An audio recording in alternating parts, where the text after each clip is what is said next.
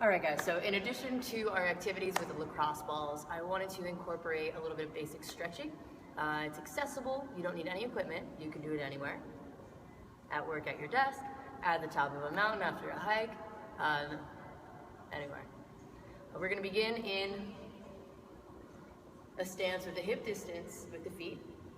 And inhale, reaching your arms up overhead, take a nice good morning stretch, maybe a little wiggle of the hip. And we're grounding down from the waist down, and lift it up from the waist up. Use an exhale to fold, forward and down.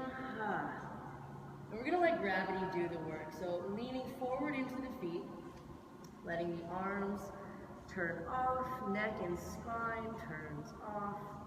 And we're going for a complete decompression of the spine.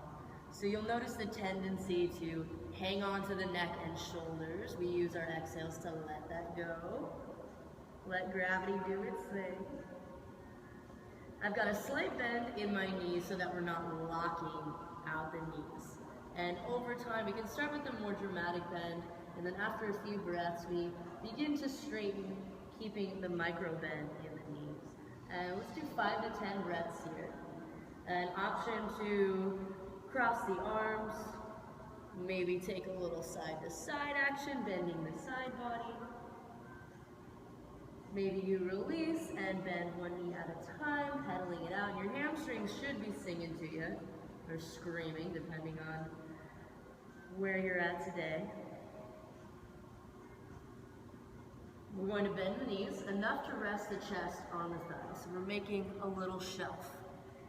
And we're leaning forward in the feet, but still driving down through the heels.